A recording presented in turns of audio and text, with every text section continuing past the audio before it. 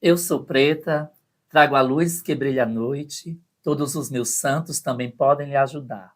Basta olhar para mim para ver por que a lua brilha. Basta olhar para mim para ver que eu sou preta da Bahia. Eu tenho a vida no peito das cores vivas. No meu sangue o dendê se misturou. Tenho fogo do suor dos andantes e a paciência do melhor caçador. Eu sou preta, vou de encontro à alegria. Minha fantasia é mostrar o que eu sou. Eu sou preta, mãe da noite, irmã do dia. Sou do cortejo afro-encantador. Filha do Ileaie, Gandhi, mestre Pastinha, meu amor. Um abraço negro, um sorriso negro, traz felicidade. Nego sem emprego, nego sem sossego, nego é a raiz da liberdade. Saudações culturais a todos, a todas e a todes. Me chamo Rafa Barbosa, sou uma pessoa travesti. Por trás de mim temos uma cortina de macramê branca. Ao meu lado direito eu tenho uma estante com livros e alguns adereços afros voltados para os orixás. E à minha esquerda, eu tenho um pote com capim-pampas. O Pod Preta ele é um projeto audiovisual apoiado, né, pela Lei de Recursos Complementar 195/2022, Paulo Gustavo, por meio da Secretaria de Turismo e Cultura de Aracati. O projeto Pod Preta, né, o nosso podcast, ele vai trazer referências de pessoas pretas, em específicos do município do Aracati, onde as pessoas vão falar sobre suas vivências e experiências como os indivíduos e sujeitos ativos da sua trajetória, né, histórica, dentro desse processo do que é ser uma pessoa preta, dentro do contexto social, cultural, dentre outros. Eu estou aqui com ele, né, que é artista, ele que é Margarida Boca de Aço, ele que é hoje tem espetáculo? Tem sim, senhor, Poc Poc, ele que é o que é? Tânia Pochatão, com vocês, para vocês, recebam no nosso Pod Preta o primeiro convidado, Jussieldo Diogo. Menino, é muito nome no corpo só, né? Bom dia, boa tarde, boa noite, seja qual for que você vai estar nos assistindo, até porque eu creio que ficará salvo, né, Rafa? Isso. Para que todo mundo possa ter esse acesso pós o lançamento desse pod, né? Eu sou o Jussieldo Diogo, eu sou professor, sou artista, sou arte educador, sou apaixonado pela arte, né? Apaixonado pela vida, pelas pessoas que adentram o meu caminho e que a gente tira esse proveito sobre as nossas aprendizagens, né? Seguindo o protocolo que eu aprendi aqui com minha amiga Rafa, né? Do meu lado direito está aqui os capins pampas chiquérrimos que ela trouxe da Sudânia, né? Para poder fazer parte aqui do cenário belíssimo que foi construído para esse momento. Do meu lado esquerdo eu tenho aqui esses materiais rústicos, né? Que é um abajur com textura de estopa iluminado, uma concha para poder a gente escutar as ondas do mar, né, Migli? Aqui também tem essa obra belíssima, que é uma obra feita de areia colorida, aqui da nossa expressão cultural, né, do Aracati, que é a areia colorida da nossa querida Majorlanda, né? E eu estou com uma blusa, né, listrada, meio que amarronzada, café com leite, branca, um short verdinho claro e a minha beleza sempre presente, né? Muito bem. Você gostou, Rafa? Adorei. Então, gente, o Jussi é uma pessoa parda, eu também esqueci de dizer que eu estou com um vestido, né, estampado. E agradecer de antemão a nossa costureira, que foi quem fez esse vestido maravilhoso, a Riva. Agradecer também a Artesanal, que está contribuindo aí com esse cenário escândalo. A Márcio também, porque aqui tem dedo de vários artistas. E para a gente começar o nosso podcast, Jussi, a gente quer que tu fale, né, de como foi ter uma infância como uma criança parda, quais até mesmo brincadeiras tu lembra que tu na tua infância tu brincava, mas que tinha até mesmo um teor racista? O teor racista, né? Eu vim de uma época muito distante, né? Eu não sou tão novo assim, apesar das pessoas falarem que eu estou no formal, né? Mas eu venho de época de 46 anos atrás, e naquelas épocas nós tínhamos, assim, expressões bastante grotescas de pessoas que agiam conosco mediante essa questão racial, né? Que se apresentava na época. Então, por exemplo, eu era muito chamado de cabelo pichain, né? Porque meu cabelo sempre foi encaracolado, assim, enrolado, mas também eu nunca tive essa questão de querer me livrar deles para poder mostrar que eu não fosse pardo ou que não tivesse cabelo pichain. Na época a gente não entende muito, né, o que está acontecendo, que a gente é criança, a gente fica meio que assim confuso entre a realidade e a imaginação, né? Então eu recebia essas críticas a respeito dos meus cabelos, né? Porque eles são bem enrolados, bem enroladinhos mesmo, e meus amigos me chamavam de cabelo pichain por conta dos meus cabelos que são assim. Apesar de eu trazer não nitidamente a cor preta na pele, né? Sempre foi um pouco mais claro, eis a minha pele que é parda, mas eu sofri bastante por conta dessas questões raciais mediante alguns traços, né, de negro que eu apresento no meu corpo, né? Por exemplo, até o meu ensino médio, eu fui chamado de capote, né, na minha formatura, por conta que, na verdade, eu nunca fui de família, nem fui nem sou, né, de família rica, né? Então, o que eu vestia, o que eu comia, o que eu usava, o que eu tinha naquela época eram coisas que as minhas irmãs me davam, né? A Luísa me dava. Então, Luísa morava em Fortaleza para poder alimentar a família, né? Ela foi a irmã que alimentou a família e ela trabalhava para que a gente pudesse se manter, né? E ela trazia roupa dos amigos, que ela trabalha em família de família de pessoas ricas, e ela trazia essas roupas para que a gente pudesse vestir. E ela trouxe para mim uma blusa, né, preta, linda, que na época faria muito sucesso se fosse hoje, né, com muitas pintinhas brancas, né. Então, como e por coincidência já fazia referência, né, à questão do nome que já me chamavam na sala de aula, que era capote, com referência à minha pele, né, porque o capote ele é preto, mas ele tem umas pintinhas, né. Então, como eu já dizia que era pessoa preta, né, eu não me identificava enquanto pardo, por conta dos meus cabelos e traços que eu falei para você, então, é essa mistura entre então, quer dizer que tu é capote, como é que tu é preto se tu é branco, né? O pessoal me via como branco, né? Então, eu tinha exatamente esse apelido, essa chacota, em eu me defender enquanto preto, e as pessoas não acreditavam, me chamavam de capote, que era um branco que queria ser preto, né? E por coincidência, no dia da minha formatura, eu ganhei uma blusa da Luísa, e eu vesti essa blusa, e teve um colega que fez chacota total por conta dessa situação. Então, assim, nascer preto no Brasil, né, ser preto no Brasil sempre foi uma grande problemática, né, para as pessoas pretas, pessoas que defendem essa causa. Mas a gente segue, né, a gente segue, hoje eu estou aqui falando sobre esse assunto, amplamente para que todo mundo possa ouvir, possa escutar, possa ver, né, e disseminando essa ideia de que é através dessas superações, né, desses entendimentos, que a gente faça com que outras pessoas elas possam também entender sobre elas e entender sobre o mundo.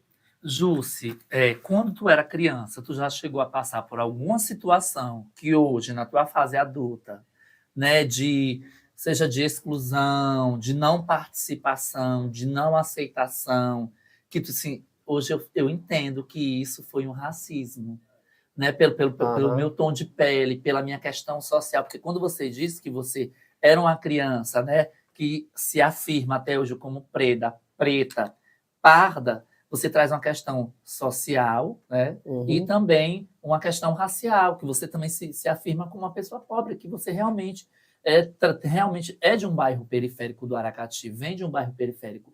Então, você chegou a passar por alguma situação que naquele momento você não entendeu, mas depois, né, porque a gente tem essa ideia de que conhecimento é libertador, naquele momento, eu sofri o racismo, ou a exclusão, ou Uhum. não aceitação pelo meu tom de pele, pela minha classe social, pela forma como eu sou. Tu lembra de alguma situação ou não? Deixa eu tentar lembrar. Eu lembro muito que eu era excluído das turminhas, né? Eu tinha essa exclusão frequente das turminhas da época, exatamente por trazer essas características, né? Então, assim, mas não foi algo também tão grotesco, porque eu sempre tive esse pensamento de achar que não, isso deve ser coisa, então não sofria tanto com isso, tá entendendo?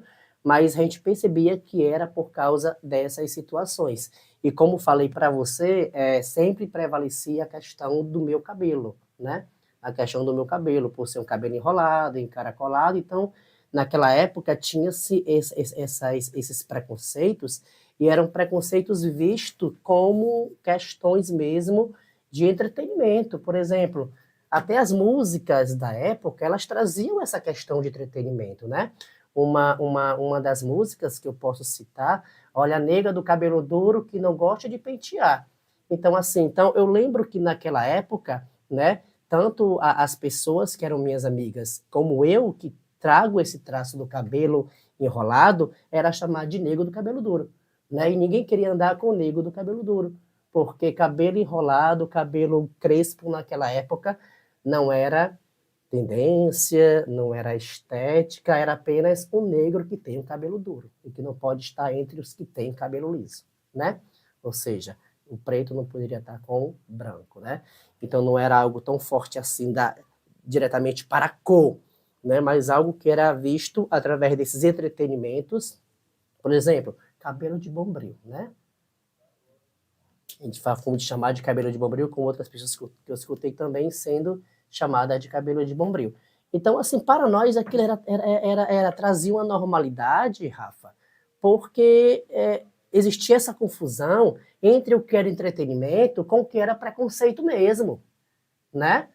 Então, assim, e através de caminhos, né, que hoje nós acreditamos que são caminhos que estão para construir, não para destruir, que no caso é a arte, né, que é um dos caminhos. Então, a própria arte naquele tempo, ela lançava para a sociedade esse tipo de preconceito, mas que vinha de forma artística, musicalizada ou televisionada, não sei, e que muitas das vezes a gente achava que era normal, era brincadeira, era tendência, era moda, sabe? Era a palavra que se usava, era os diags da época, e a gente acabava nem percebendo que era preconceito, né? Graças a Deus que hoje a gente já percebe que era um preconceito velado, que muitas das vezes a gente não consegue perceber, né? Por conta que já está bitolado dentro desse sistema, né? Preconceituoso, mas que hoje a gente percebe que muitas das coisas não condizem mais com nossa realidade. Nunca deveriam ter entrado na nossa realidade, mas como entraram, hoje não condizem mais. E aí, na tua fala, a gente percebe o seguinte, Ciro, porque muitos de nós fazemos essa alusão de que as músicas de hoje, ela tem muito teor pejorativo, pornográfico, mas existe a música popular racista brasileira, como também existe a música popular machista brasileira, músicas como o MPB, né, da época, de épocas Exatamente. antigas, que traziam esse cunho racial, preconceituoso, de violência contra a mulher, de hipersexualização de corpos. Só que para a época era algo muito aceito, porque nós não tínhamos o que nós chamamos de hoje de letramento racial, Exatamente. do empoderamento. E nessa perspectiva, eu quero sair da tua infância e entrar no campo da tua vida estudantil. Né? Por exemplo, você é uma pessoa preta, mas que frequentou escolas públicas ou particulares. Como foi esse teu acesso à escola? Como foi essa tua vida estudantil? A tua perspectiva de estar numa faculdade?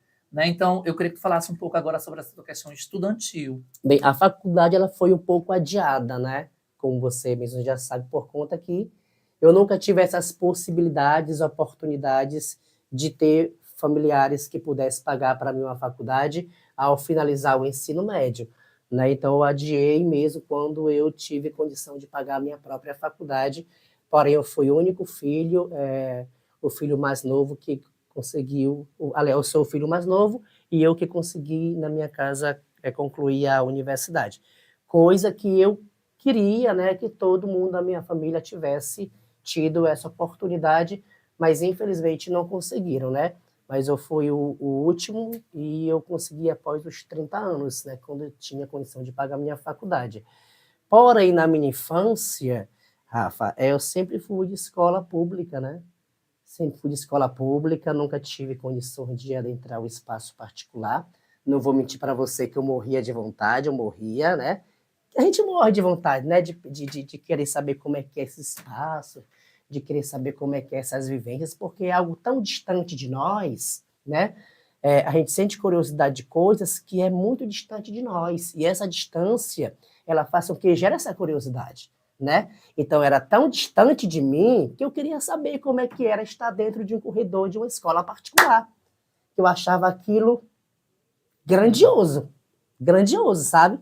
Mas eu nunca consegui. Eu fui adentrar esses espaços quando eu realmente comecei a trabalhar com arte, com educação e outras vertentes que possibilitavam ter acesso a esses espaços, né? E mais assim, mas dentro desses âmbitos escolares, né, que nós sabemos que são bem difíceis para nós enquanto escola pública, né, porque a escola pública não é tão fácil, é bem difícil, né, lidar com determinadas situações. Eu percebia que nessa época também gerava muito preconceito, sabe? Tinha essa grandiosidade de preconceito que gerava entre os alunos, né? Não somente preconceito relacionados à raça, né? Mas também muito preconceito relacionado às sexualidades, né? Então, assim, era uma coisa bem difícil mesmo, né? E aí, gente, é importante a gente entender, porque eu também trabalho com Juscelio e a gente não se conhece de agora, né? Dentro do contexto da nossa cidade de Aracati, nós tínhamos faculdades públicas, mas essa faculdade não era na sede, era em Mossoró ou Fortaleza, eram as faculdades mais próximas da época. Daí, quando ele termina o seu ensino médio, que ele trabalha, ele precisa trabalhar para se manter. Ele realmente não tem condições para ir para uma faculdade, para uma cidade vizinha, porque até ir para essa faculdade você teria que pagar o transporte, o ônibus, a alimentação. E a gente sabe que a acessibilidade às universidades, principalmente para as pessoas pretas, não foi algo tão fácil. A política de cotas raciais é uma política de correção histórica sobre essas questões que a gente traz. E para finalizar, nesse momento, até nível da nossa cidade de Aracati, o Jussi, ele tanto já esteve como professor em espaços públicos como em espaços privados. E a pergunta que eu te faço, né, que a gente fala muito de outros, então vamos falar de uma questão racial a nível de Aracati. A maioria dos seus alunos de escola particular são de qual cor de pele? Só retornando um pouquinho para o que eu queria complementar em relação ao que nós conversávamos anteriormente, né? Mas me lembra, viu? Não vou esquecer, certo. Tá bom? Rafa, eu queria muito, né? Hoje eu pensando sobre isso, hoje eu estando trabalhando como uma das pessoas à frente de um espaço escolar, e eu sempre digo para os alunos, né? Assim, se eu tivesse essas oportunidades que tem hoje, eu não saberia onde eu estava hoje. Porque, Rafa, naquele tempo não tinha nada.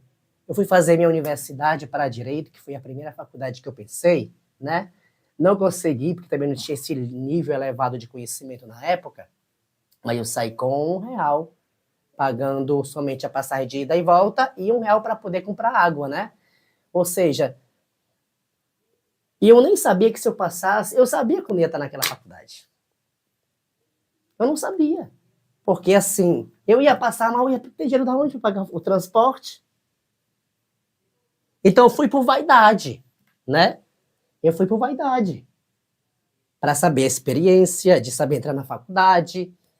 Então, isso, ou seja, se eu tivesse essas possibilidades que eu tenho hoje, que tenho hoje, né, nesse percurso educacional, e que nós sabemos que são possibilidades que foram provenientes de anos de luta, né? Porque tem pessoas que estão no caminho, no percurso há anos, né?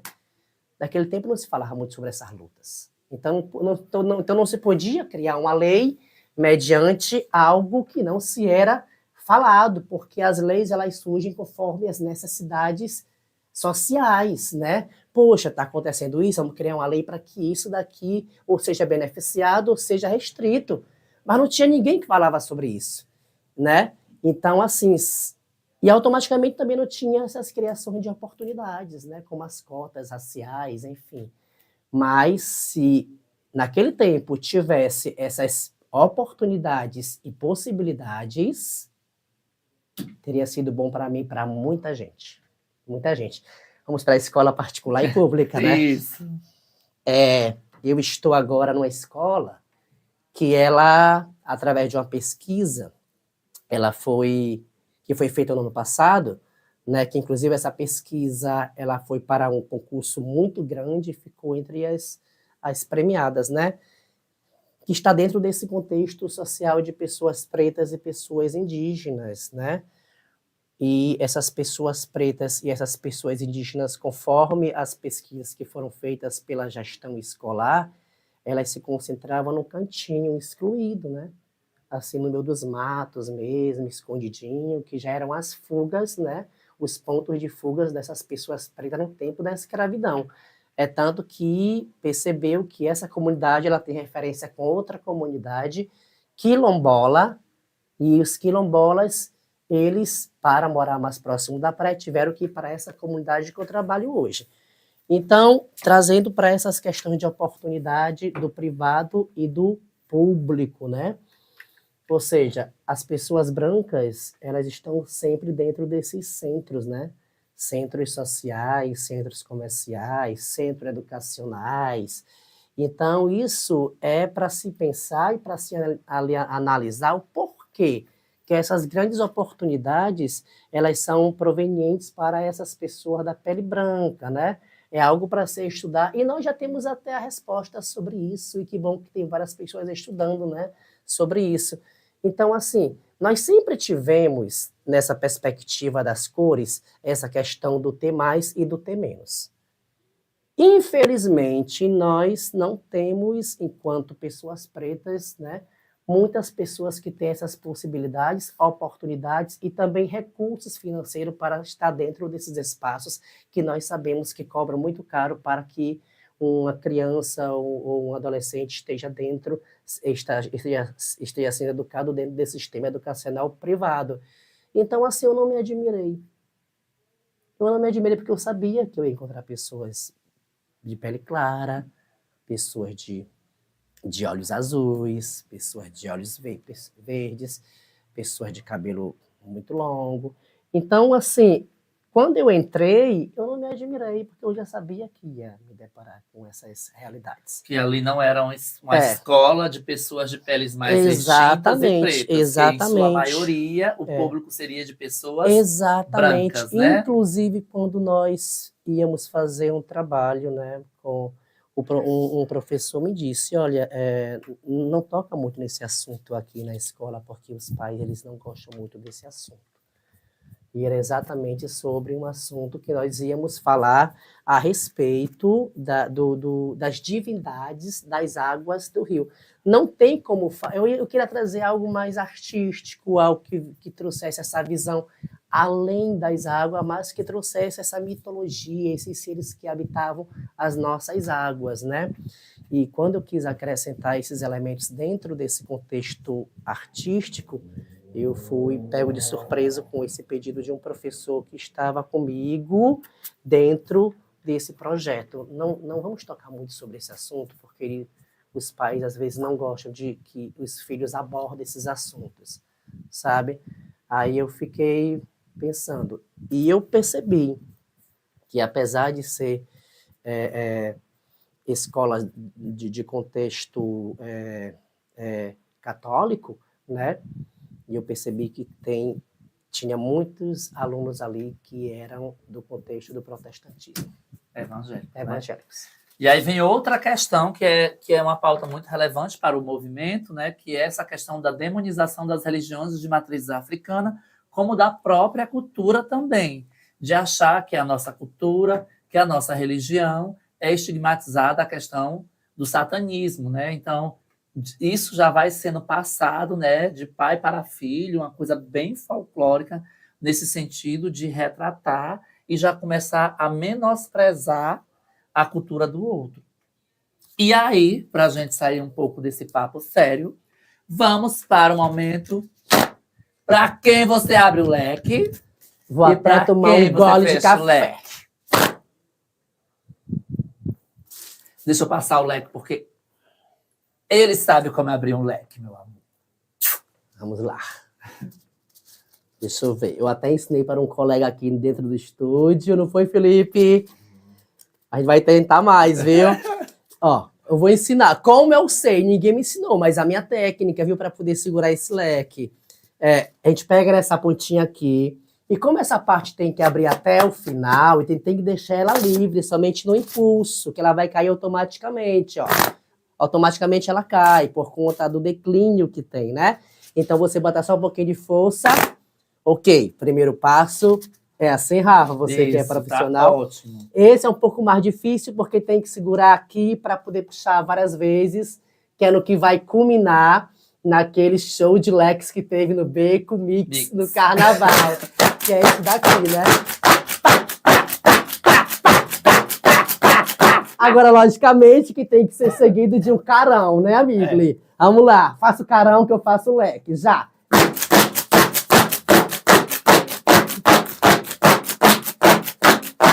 Tudo. E 3 canudos. Agora a pergunta mais importante. Para quem você abre o leque, Jussi? Ou então, para o que você abre o seu leque?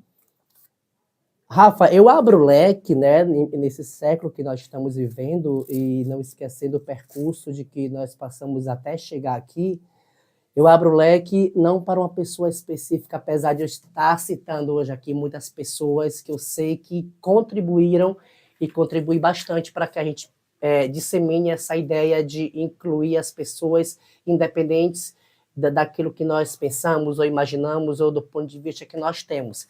Mas eu abro o leque para todas as pessoas que, apesar das dificuldades e que, apesar desses contextos tão sombrios que nós passamos, né, estivemos passando hoje por um contexto bastante sombrio que não foi fácil para ninguém, e para o povo preto e para as LGBTs ainda mais foi bem difícil e complicado, e nós permanecemos, acreditamos e tendo fé que com o pouco que nós podemos fazer, a gente pode criar uma revolução de modificação no mundo que nós vivemos, né?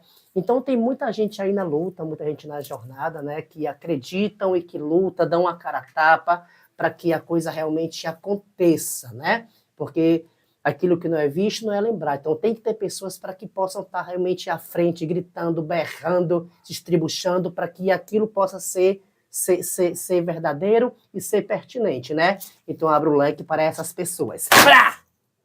Para que eu não abro o leque, né? Agora vamos para quem não abre o leque, ou então para o que você não abre o leque. Vou até fechando lentamente. Vai. Eu abro o leque para todas aquelas pessoas que ainda insistem em viver e conviver nesse pensamento mesquinho, egoísta, incompreensivo, que não contribui nada para o nosso crescimento enquanto ser humano. No caso, fecha o leque. Fechei o leque, né? Fecha o leque para essas pessoas. Fechei o leque para essas pessoas. Então, assim, a gente não tolera, a gente não dá voz, a gente não dá vez para essas pessoas que não querem, no mínimo, ou se querem, não colocar em prática os conhecimentos que estão tão víveis, palpáveis e acesso para nós. Em qualquer lugar você encontra livro, você encontra várias informações que possa ajudar a pessoa a fugir daquilo que ela acreditava, mas para aquilo que nós sabemos que já é comprovado, inclusive cientificamente, né? Então, para essas pessoas que existem, que persistem, que estão aí se estribuchando para poder defender uma ideia que não existe, gente, uma ideia que já está arcaica, que não percebe que o mundo agora é outro, que não percebe que estamos em outro patamar de evolução, inclusive o de pensamento, o leque será sempre fechado. Brá! Então, gente, o nosso tempo é bem corrido, né? Já estamos aí há meia hora. E aí, o Jussi Diogo, ele também faz parte de alguns projetos. Eu quero que ele fale um pouco, muito rápido, o que seria a família para ele, porque ele tem um conceito muito interessante sobre essa questão do que é ser família. E aí, em seguida, a gente entra para falar sobre os coletivos de arte e cultura que você também criou, faz parte, trabalha. Assim, esse conceito de família, em achar que a família ela tem que ser feita, tem que ser completa apenas por homem, mulher e filho, a gente sabe que estão exatamente dentro daquele pensamento que eu lhe falei dessas pessoas que não querem se atualizar, gente, né? Nós sabemos que tem famílias atípicas, né? Tem famílias que são atípicas e essas famílias elas se modificam conforme a realidade do local onde elas estão inseridas. Por exemplo, aqui no Brasil nós temos uma grande cultura dos avós criarem seus netos. É uma família, porque aquele laço, né, aquele laço familiar, do amor, do carinho, de tudo que acontece ali, do respeito, né, e do tempo que se passa, e de todo esse contexto da criação, é um formato familiar, não é isso? Então, assim, nós temos vários formatos familiares.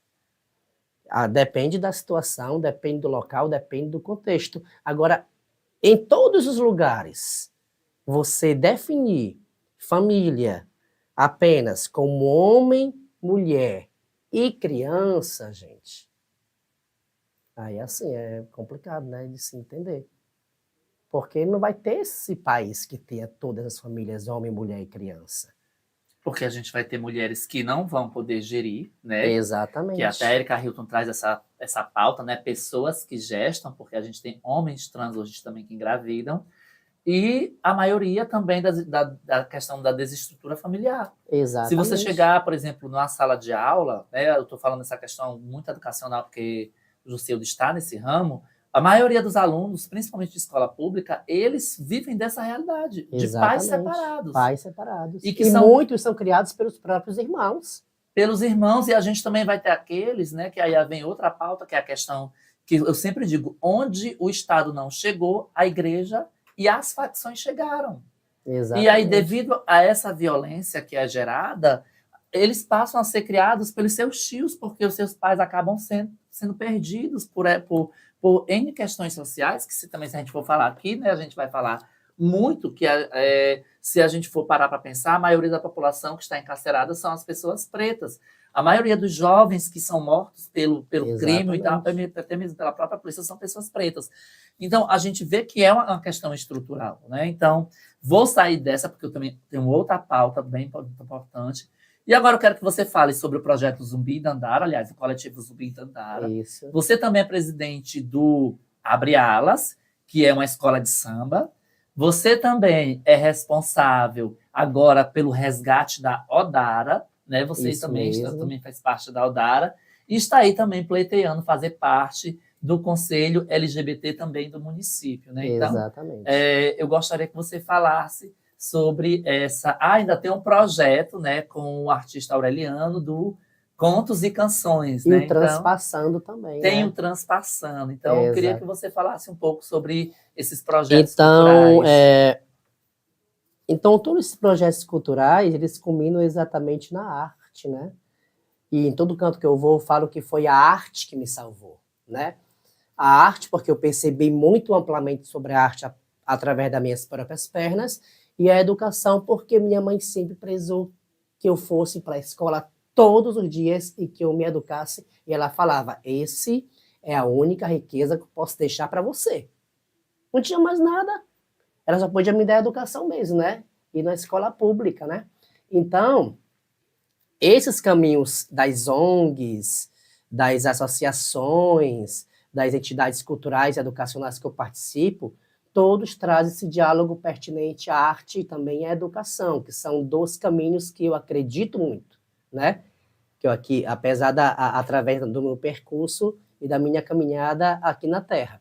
Então, eu hoje, né, tenho, juntamente com a arte educadora, socióloga, professora Graciele Souza, que está comigo no coletivo Zumbi Dandara, que é um coletivo que vem a tratar, através de várias vertentes culturais e artísticas, essas questões de identidades, né? Que identidade é coletivo de identidade em memória, Zumbi e Dandara, onde trabalha a identidade e a memória das nossas culturas através dessas várias vertentes culturais, que é palestras, oficinas, vivências, entre outras coisas que nós desenvolvemos dentro dessa perspectiva, como a questão das artes plásticas, né? Que é através da arte colagem. Dentro do coletivo Zumbi e Dandara, nós temos o bloco Papangus do Aracati, que foi uma iniciativa que nós tivemos para resgatar os pontos de papangus, resgatar e também deixar nascer os papangus na nossa região, uma cultura que era tão rica e que foi sendo esquecida com o tempo, né? E nós sabemos que os papangus também trazem essa questão do povo preto, né? Tem algumas linhas de pensamento, de comportamento que trabalha também o povo preto. Estou agora resgatando o coletivo Zumbi e Dandara, aliás, a Aldara, que é a Organização da Diversidade Aracatiense, que trata a respeito dessas questões de inclusão social para as pessoas nas suas diversas formas de viver, né? Sexualmente. Então, da diversidade sexual, né? Nós sabemos que são várias e que nós não podemos fechar os olhos para essa realidade e que nós só temos a acolher e a respeitar, né? Estou à frente do bloco Abre Ala, juntamente com você, que nós presidimos esse bloco. Foi um bloco que foi resgatado pelo grupo Rumbora, que era um grupo de teatro que fazia parte eu, o Flávio Marcelo, o Renildo Franco, o Rafael Silva, Alex Monteiro, Josué, e nós resgatamos esse bloco exatamente no dia que aconteceu o resgate do Carnaval Cultural. Então, no mesmo ano e no mesmo dia que o Carnaval Cultural foi resgatado, que foi resgatado por nós, né? Por eu, pelo Flávio Marcelo, pelo Renildo, pelo Rafael Silva, por o Alex, por a Cleide Forte, pela Dirlene, né? E ele nasceu juntamente com esse resgate do Carnaval Cultural, né? E hoje está conosco porque nós acreditamos também que nós temos que fazer nossa parte dentro desse âmbito dos blocos carnavalescos de Aracati. E quem todo ano está à frente como carnavalesco é o Cristiano, junto com o Emanuel, e você também que leva para a avenida, inclusive o bloco foi esse ano vencedor, né? Trazendo uma temática muito linda sobre essa questão das histórias que não foram contadas verdadeiramente e que vocês trouxeram para a Rua Grande, nosso centro histórico, uma grande aula de história. Eu escutei pessoas falarem que aprendeu muito naquele momento e não acreditava, aliás, e não tinha escutado que seria daquela forma, né? Porque a educação, os conhecimentos, eles foram modificados e hoje estão sendo lançados para a sociedade de forma verdadeira. Então, foi uma grande aula de história que foi apresentada dentro de um contexto cultural e artístico, e que eu tenho muito a agradecer por vocês todos os anos aceitarem, né, saírem com o bloco, porque você sabe que eu não tenho mais essa força toda para estar à frente de um bloco, mas eu agradeço a vocês por saírem todos os anos. Então, eu saio juntamente com a Graciela e com os Papangus, né? Também tem um projeto com Contos e Canções, que é um projeto, na verdade não é meu, né? Foi criado espontaneamente entre eu, Aureliano, a Marcília Galdino, que a gente conta histórias e são acompanhadas por musicalidades. A gente entra com a nossa habilidade da oralidade, da leitura, da literatura, da contação, e o Aureliano entra tão grandiosamente com o fator musical que ele faz muito perfeito, né? Todo mundo conhece o trabalho do Aureliano. Aí deixa eu ver que é tanta coisa, né? Mas, gente, ó, o programa Pode Preta também ele vem trazer essa questão do resgate de memória, de identidade. O Jussi Diogo ele foi artista de um dos grupos mais antigos da cidade, que é o Lua Cheia, e aqui meu salve, né, minha saudação cultural a toda a família Poceano, ao Marciano, a Silvanice e toda aquela galera. Aí ele vem para o grupo Retalhos, né? Meu nosso amigo Ricardo Freitas, o famoso Barettioli. Então, meu salvo para Barettioli, para o que está em Fortaleza, que canta, o Beto Lins, né, cara, do grupo Retalhos. Aí, Ju se achando um pouco, vai para outro grupo, o Carruagem. E aí tem como direção o Márcio, o Emerson, né, que também Não, deixa eu falar que depois desse... Do Retalhos ainda teve veio o Rumbora. Eu ia chegar lá do Rumbora, porque veio o Carruagem, aí veio o Rumbora, que era justamente a lona do circo, porque a lona do circo ficava onde hoje é o mini box. Ah, é mesmo. E o Rumbora ficava foi, isso mesmo. Né? Então, e aí passa pelo Instituto Rumbora, né, de Arte e Cultura, que aí vem o Flávio Marcelo, o Renildo Franco Rafael também, Silva, Alex Monteiro. Então, todas essas pessoas que faziam cultura nessa época também, o meu salve, minha saudação cultural. Então, Ju se bebeu de todas essas fontes, né, culturais. Então, ele, querendo ou não, traz consigo esse grande legado, né, de propagar a arte e a cultura. Mas agora eu vou sair desse âmbito cultural e eu vou para um outro âmbito que eu acho muito interessante, que é sobre a questão do lazer, né? Então, hoje, eu percebo que são raras as pessoas LGBTQIAPN+, inclusive até mesmo pretas.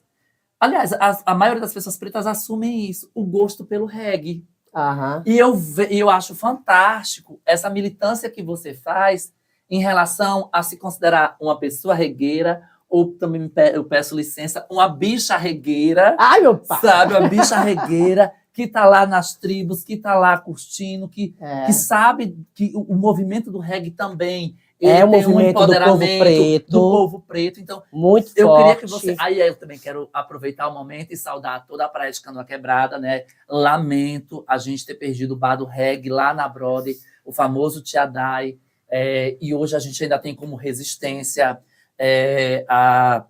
Chega, agora eu não digo... a Freedom Bar, né, que é um ponto de resistência do reggae ainda. E os movimentos de bailes, né, que ainda faz esse movimento. O Cassim, o Caribbeans, o Derali, sabe? Então tem a Chu também, que aí também é outra referência de uma mulher, né, idosa, que quebra todos os paradigmas, que mostra que o lugar de idoso não é dentro de casa, fazendo crochê, assistindo novela. Ela mesmo. Sai, então... fala sobre esse movimento do reggae para a gente na tua vida. Para falar a verdade, eu entrei nesse movimento do reggae, não foi pela questão da militância, não. Foi porque eu gosto do reggae mesmo, sabe? Eu acho tão bom, sabe? É tão boa a música, tão interessante. Aí, assim, quer saber? Eu já tô nessa, eu vou começar a pesquisar sobre esse reggae. Só que eu sempre tive na minha cabeça, e tá nitidamente, não vê quem não quer, o Bob Marley era um cara preto, né? Então, assim, o reggae, ele provém também dessa questão da cultura preta, do povo preto. Infelizmente, né? Infelizmente, algumas pessoas só conseguem ver o reggae nessa perspectiva do entretenimento. Não que não seja errado, né? É certo também, mas que bom que todo mundo pudesse ver o reggae dentro dessa perspectiva de luta da causa preta, né? Assim, se você for analisar as letras do reggae, eles falam exatamente sobre essa questão da luta, das militâncias, das batalhas, do não ao preconceito, da aceitação, né? E também traz muito fortemente essa questão de uma letra, né, que produz exatamente essa crítica ao governo, né? Ao governo que explora, ao governo que manipula. O próprio Edson Gomes, ele diz isso muito claramente em suas letras, inclusive ele vai estar pertinho de nós aqui daqui a pouco, algum dia, né? Não em Aracati, mas numa cidade aqui próximo, pretendo ir para poder ver de perto o trabalho daquele grande artista. Então, assim, eu tive muito preconceito comigo mesmo. Não foi fácil assim, não. Eu tinha vergonha de colocar a postagem no Instagram, em achar o que é que vão pensar de Jussieldo, um professor que trabalha com todos os públicos, inclusive com criança do público infantil, sabe? Uma pessoa que está dentro de espaços, né? Que, querendo ou não, a arte e a educação, ela abre espaços para nós. Ela abriu espaços para mim, que se eu não estivesse na arte e educação, eu nunca teria tido hoje essas possibilidades e aberturas. Assim como tem amigos meus que não conseguem ter esse espaço tão facilmente, né? Por conta de alguns contextos sociais que são tão brutais, né? Mas assim, não foi tão fácil como as pessoas imaginam, não. Esse Jusildo que consegue colocar hoje, nos seus stories, uma música de reggae, eu morria de medo do que as pessoas iam falar de mim, me chamar de maconheiro. Isso é todo um processo que você vai tendo, que você vai vivendo, você vai percebendo, até chegar no patamar de conforto. Hoje eu me sinto confortável e eu me sinto orgulhoso em propagar essa cultura do reggae.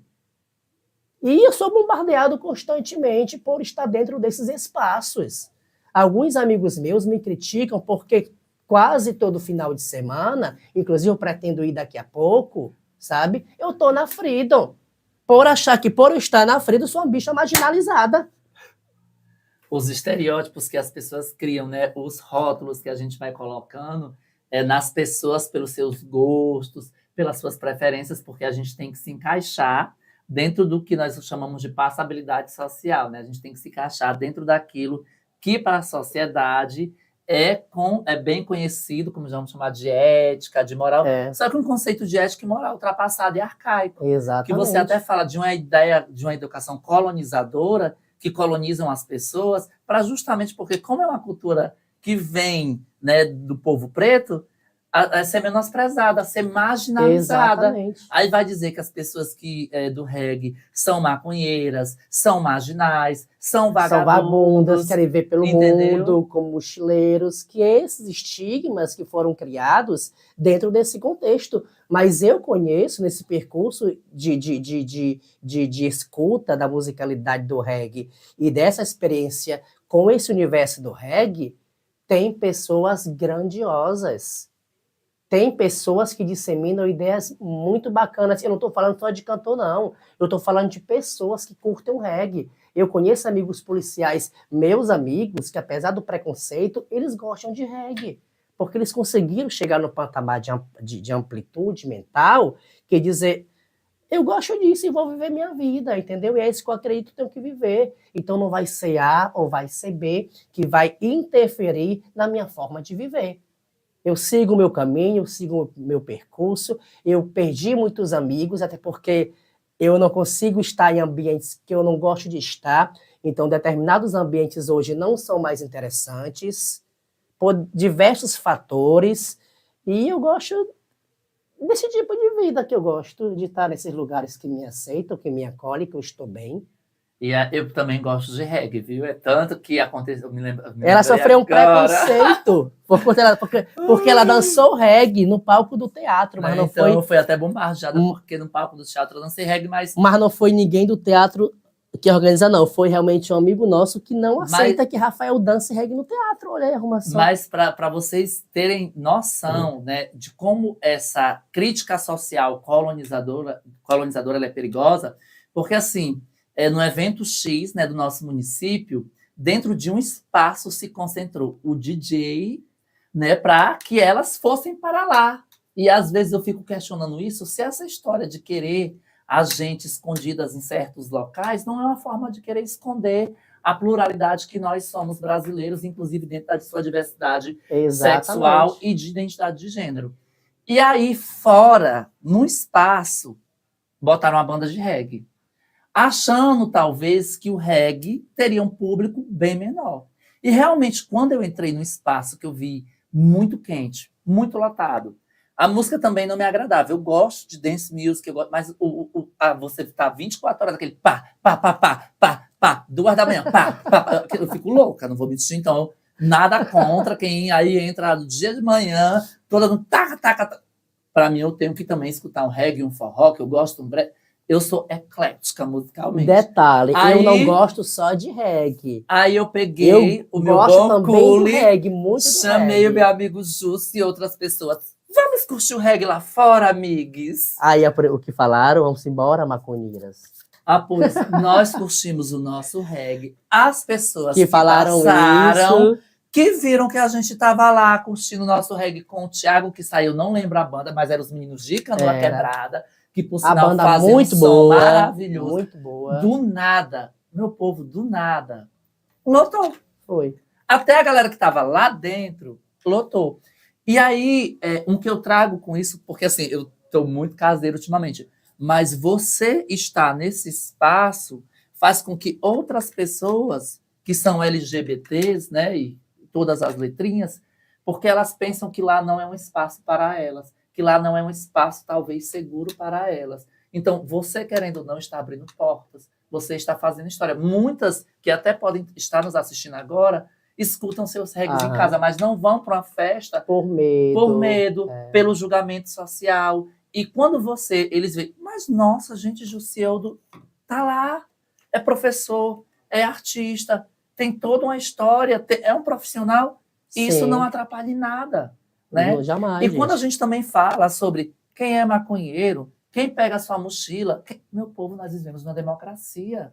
Cada pessoa, né? A música já diz, cada um carrega em si o dom de ser capaz e o dom de ser feliz. Exatamente. Eu não posso querer medir a felicidade do outro. Jamais. Então ele é feliz daquela forma, daquela maneira de existir. Esse pré-julgamento não cabe a mim. Esse pré-julgamento, quando a gente vai estudar sobre as questões sociais, é algo criado, e eu volto para esse momento estrutural, porque eles veem essas pessoas com maus olhos, porque é muito libertador. Exatamente. Né? É libertador de todo um sistema escravagista moderno. Exatamente. Né? E aí, para a gente finalizar o nosso momento, eu acho que a gente está bem pertinho, pela primeira vez, o público vai ver Jânia Jambo Lambuchessi sem make e Margarida Boca de Aço sem make, porque eu não ia fazer um bate-bola com Jussi e Diogo. Eu quero fazer um bate-bola com Margarida Boca de Aço. Se minha voz deixar, né, Rafa? Porque... Vamos tentar. Então, você não sabe como é a história do bate-bola, né? Eu digo uma palavra e você vai lá, responde completa.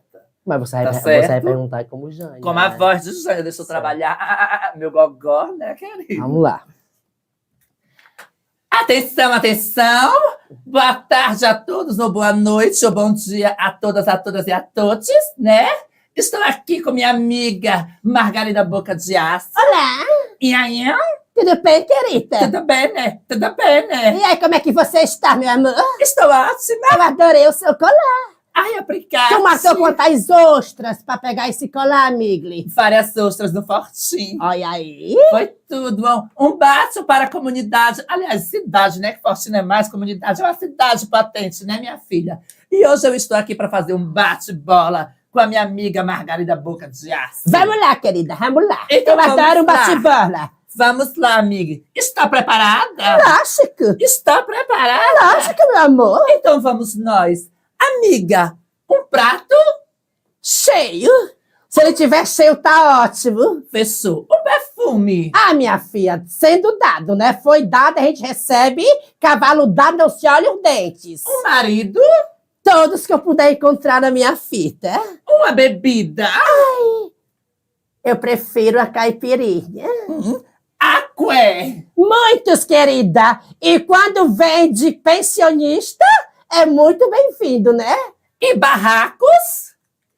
Eu não sou Tati, mas eu sei montar o meu. Emprego? Com muita fé no bolso, porque trabalhar de graça não dá não, né, minha filha? Uma cor?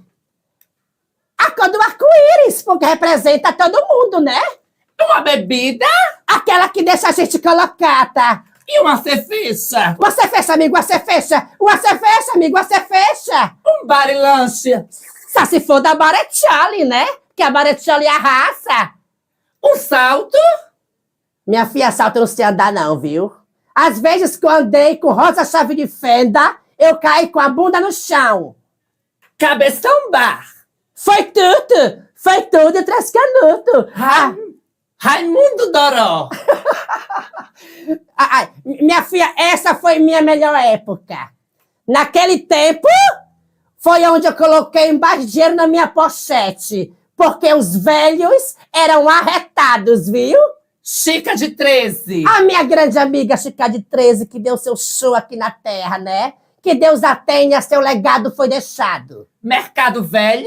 Lá que é bom, minha filha. Lá encontra até espiga pra elas comerem como as galinhas. Zé da Viúva? Um grande mestre da cultura e da religiosidade da Umbanda do nosso Aracati. Deve muito ser lembrado. De Margarida para Margarida? Não entendi essa, não. De Margarida para Margarida? Ah, vou falar, tá certo. Vamos lá. Peraí. Hello, thank you very much, amiga, tissue é sério. Quero dizer que estamos na jornada.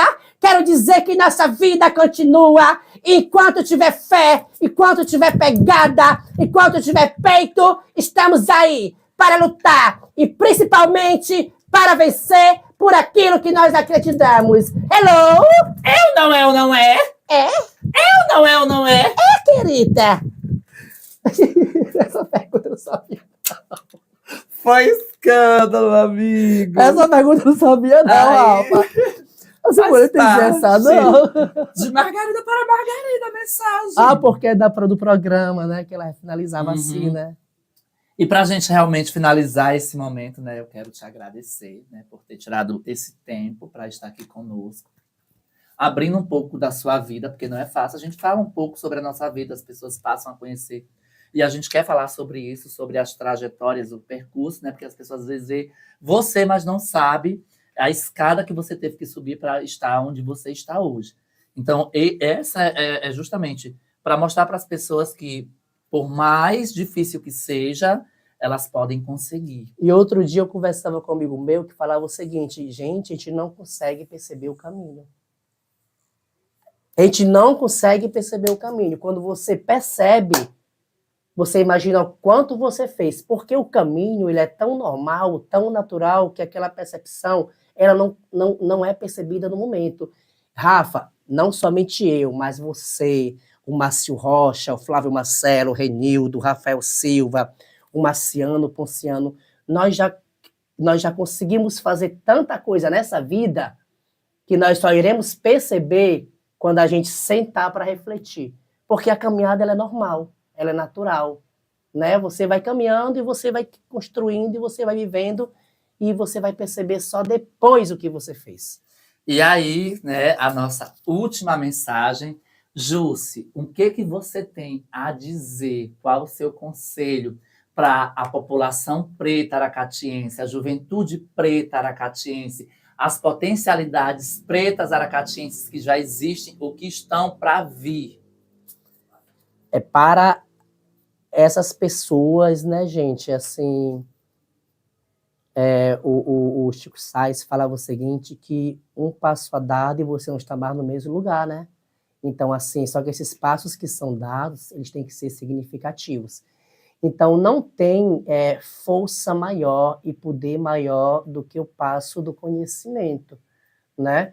Então, quando você se respalda de conhecimento para você lidar com diversas situações do mundo, que por sinal é tão cruel conosco, a gente tem que ter no mínimo de conhecimento para poder saber como lidar com essas situações. Muitos amigos meus, eles foram massacrados, foram humilhados porque não tinham conhecimento de como lidar com aquele momento. Então, gente, vamos estudar, vamos ler, vamos buscar conhecimento, né? Vamos sair desse mundo superficial de achar que o que nos ensina aqui o professor são apenas pequenos vídeos que são lançados em aplicativo de celulares. Conhecimento é muito mais do que isso. Tem muita coisa aí para ser explorada, muita coisa aí para ser conhecida. E quem tem conhecimento consegue sair de qualquer situação, porque o conhecimento abre as portas para que você possa ter, no mínimo, respaldo para driblar as situações do mundo, que o mundo é engolidor, né? O mundo engole a gente. Então, se a gente não tiver assim, se a gente não buscar esse conhecimento para que a gente possa, no mínimo, nos defender e saber como agir nessas situações, a gente sofre, viu? A gente sofre. Então, vamos ler, vamos conhecer, vamos buscar conhecimento, não é buscar objeto, não, é conhecimentos. Os objetos vêm provenientes dos conhecimentos que a gente adquire, né? Mas conhecer a vida, conhecer o mundo, conhecer as leis que não defendem, lutar por aquilo que nós acreditamos, é seguir esse caminho. E lembrando que militar não é somente colocar postagem de caminhamento no história do Instagram, não. Militar é muito além disso. Militar não é somente a gente ver que tem uma placa colocada, que tem que respeitar LGBTs. Não. Militar vai além dessas práticas que nós sabemos que não é militância. É lei. Então tem que ser colocado. Então vamos buscar o conhecimento para que a gente possa seguir nessa vida. Então, Jussi, muito obrigada, muito grata, né? Em nome do povo preto, tem uma saudação, eu não me lembro agora, mas eu vou para a saudação religiosa, né? Axé, Saravá, que sua família espiritual, seus guias espirituais continuem lhe guiando, lhe protegendo, lhe potencializando com essa criatividade que você tem, com esse dom, né? E que espero que também a gente possa se encontrar em outros momentos, em outras apresentações, e que essa parceria que nós temos enquanto artistas, né, enquanto fazedores de cultura, ela possa se propagar. Então, gente, esse foi um pouco sobre o Jussi Diogo de Aracati. O nosso Pod Preta é um projeto aprovado com recursos da Lei Complementar de número 195/2022, Lei Paulo Gustavo, por meio da Secretaria de Turismo e Cultura de Aracati. Um grande abraço a todos e até o próximo encontro.